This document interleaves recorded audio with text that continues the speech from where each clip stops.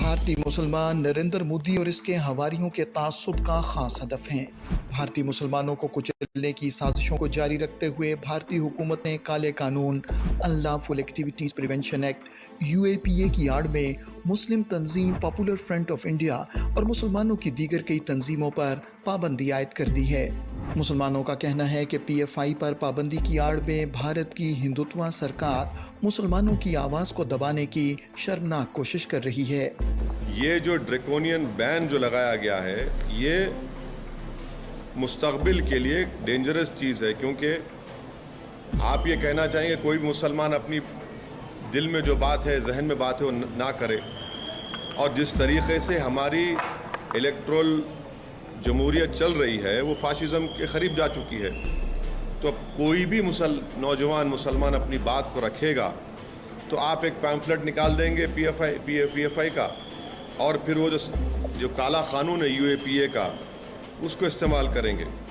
और इस UAPA के क़ानून में कई मुसलमान बरसों जेल में रहते हैं, उसके बाद कोर्ट उनको बरी करता है। भारत में राष्ट्रीय स्वयं सेवक संघ RSS और दीगर हिंदू इंतहा पसंद तंजीमों के गुमाश्ते सरेआम मुसलमानों के कत्लेआम और मुसलमान ख़वातीन की आबरूरेज़ी की धमकियां दे रहे हैं, लेकिन मोदी सरकार हिंदुत्व तंजीमों के इन दहशतगर्दों को जेल में डालने और इन तंजीमों पर पाबंदी आयद करने की बजाय मुसलमानों को निशाना बना रही है।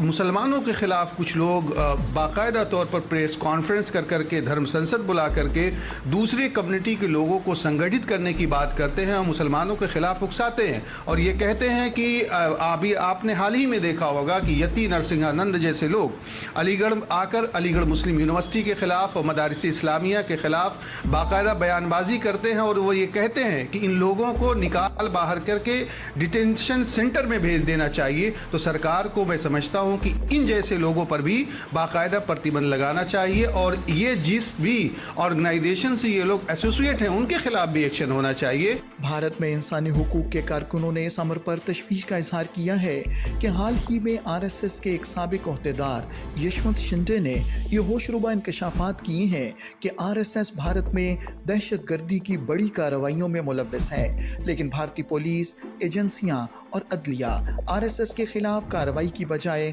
मुसलमानों को कुचलने में मसरूफ हैं।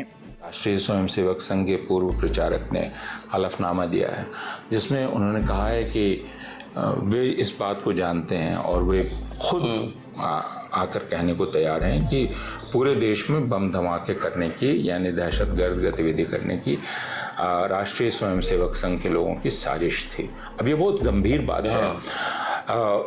इसको अब तक और इस देश, इसीलिए मैंने कहा कि यह देश दरअसल हिंसा को लेकर चिंतित नहीं है। ना इस देश की पुलिस चिंतित है, ना इस देश की खुफिया एजेंसियां चिंतित हैं, क्योंकि अगर एक व्यक्ति यह हलफनामा आमने सामने आकर देता है, वह इंटरव्यू देता है, तो वो कितना बड़ा जोखिम अपने साथ उठा रहा है। जी है ना, आप उसे गंभीरता से नहीं लेंगे। बल्कि CBI अदालत को ये कह रही है कि नहीं इस पर ध्यान ही मत दीजिए, छोड़ दीजिए। तो ये किस प्रकार की एजेंसी है? भारतीय सिविल सोसाइटी अरकान का कहना है कि मोदी हुकूमत अपनी नाकामियों को छुपाने और आइंदा इलेक्शन में कामयाबी हासिल करने के लिए मुसलमानों को बदनाम करके इनके खिलाफ फिजा पैदा कर रही है।